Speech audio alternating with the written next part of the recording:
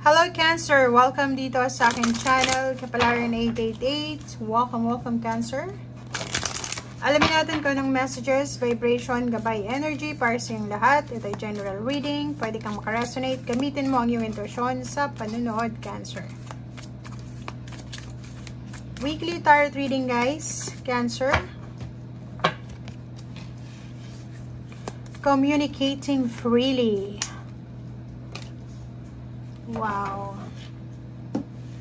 Coming into power. So, etong dalawang barahang ito is resonated sa bawat isa. Sinasabi ng baraha dito na, kung may mga Cancer dito, comment down below. May mga Cancer dito na nahihirapan silang sabihin ang totoo. Kasi natatakot sila na baka may magalit, baka magpagalitan sila.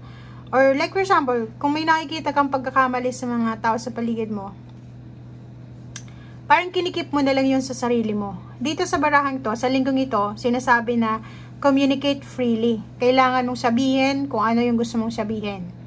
And be confident na parang ipakita mo sa mundo kung ano yung kaya mong gawin. Diba? So, wag kang magtago. Wag kang magtago. Gawin mo kung ano yung alam mong tama at dapat. Okay?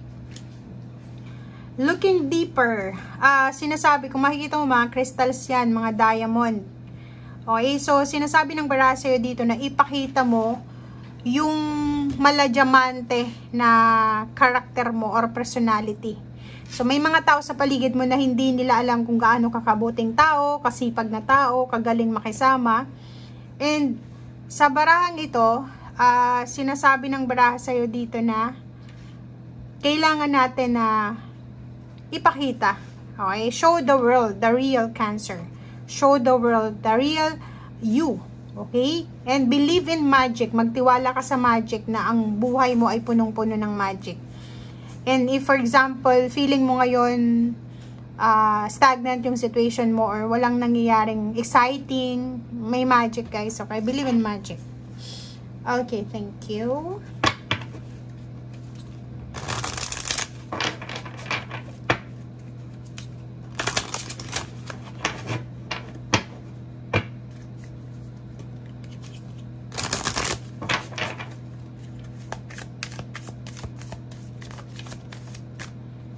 Okay, happy success. So, same din sa Pisces. Nakikita natin na sa linggong ito, may posibleng good news na darating sa'yo tungkol sa usaping pera. May clarity, may enlightenment, clarity, answers na pwedeng dumating sa'yo, Cancer. So, if ever man na hindi ka naniniwala sa magic, na baguhin mo yan. Kasi, yung magic na yan, guys, is nandyan lang yan sa paligid natin. Okay? Pero kung hindi tayo naniniwala sa magic, wala talagang magic na darating sa atin. Okay? And yung magic na yan, sinasabi ng barahan na hindi yan yung magic na magician. Ito yung magic na parang ikaw yung gumawa ng magic sa buhay mo. Alam mo na magaling ka, alam mo na masipag ka, alam mo na matyaga ka. Syempre, ano ba yung expectation mo, di ba? Kung palagi ka lang nakaupo, wala ka namang ginagawa, wala namang trabaho, walang magic na darating sa buhay natin. Mismo ngang loto, 'di ba? Pag hindi ka tumaya, walang expectation na manalo ka. Kahit na ikaw pa yung pinakaswerte sa lahat, kung hindi ka naman tumaya, yung number na yun nasa iyo lang, hindi ka mananalo, 'di ba? So 'yun, believe in magic with actions. And happy success yung result niya. Okay, thank you, Cancer.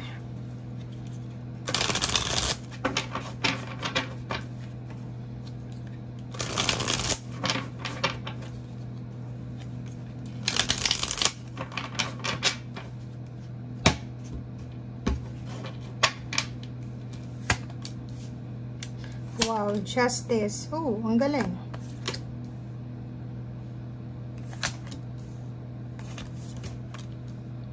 Okay, so lahat positive yung messages mo dito. Ang galing, guys. Okay. Cancer. Sinasabi ng baraha mo dito na posibleng may magandang balita. Maraming communication dito sa linggong ito. Communication, overload ng communication siya. Overload ng news. From far places or malapit lang, mabilis or mabagal na balita to. Nakikita natin dito na may balita kang matatanggap sa linggong ito tungkol sa kontrata. It's either documents, may kailangan kang pirmahan na dokumento, kontrata, or pwedeng, ano man ito na kailangan balansehin. So, sinasabi ng brasser dito na maraming magsisimula sa buhay mo. It's either new contract sa bagong bahay, natitirahan mo, or rentahan mo, new contract sa bagong trabaho, or pwedeng may bagong may ikakasal, or pwedeng ano man ito na magsisimula na pwedeng dumating sa'yo sa linggong ito. Okay, wait lang, may lamok. Okay, next is etong The Empress. Sinasabi ng bara sa'yo dito na may mga Cancer na sobrang busy sa kanilang ginagawa. Or for example, busy ka sa trabaho, busy ka sa business, or busy ka sa kung ano man itong obligations mo. So parang wala kang oras sa ibang bagay. So this week, sinasabi ng barahan na take care of your body. Take care of your body, take care of mental health, emotional health, take care of yourself. Okay? And last card natin dito is Ten of Cups. So masaya. May isi-celebrate kayong buong pamilya. Kasi parang kung halimbawa may kaso sa pamilya, may kaso kayong kinakaharap, happy, successful. Pwedeng papabor sa inyo yung hustisya, good karma yung makukuha mo,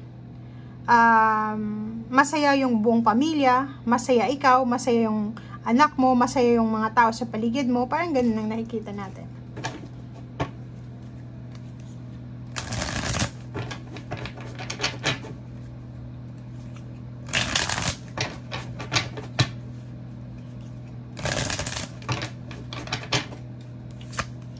Okay, Page of Wands. Wow. So, nakikita natin guys na may iba din ditong Cancer na napipredict na nila. Parang nararamdaman nila na may paparating na swerte, may paparating na pera, may paparating na trabaho, may paparating na pagbabago, lalo na sa usaping financial. And excited kayo dito. Parang sobra yung excited. Ang galing na ito, oh. Wow. So, yun, overall, dito na tayo sa overall message. Overall message, sinasabi ng barahan na ang linggong ito ay sobrang masaya. Kasi, maraming biyaya na parating. It's either contract nga, sabi ko sa'yo, bagong trabaho, contract signing, documents. Dito sinasabi na excited ka, punong-puno ka ng passion, punong-puno ka ng excitement. And, ang endings nito, ang positive endings nito is katahimikan. So, ano man itong sisimulan mo sa ngayon, ano man ang darating dito sa inyo, sa buhay nyo, mapapamilya man yan o relationship, ang may bibigay niyan sa'yo is sobrang peace of mind. Tingnan mo to, Four of Swords. Parang sa linggong ito ay makakahinga ka ng malalim na, ay, salamat, makukuha ko na siya. Ay, salamat, may solution pala yung pinoproblema. Ay, salamat, nakuha ko rin. Parang ganun. So, yan guys ang sinasabi ng baraha. Thank you and see you again. Bye!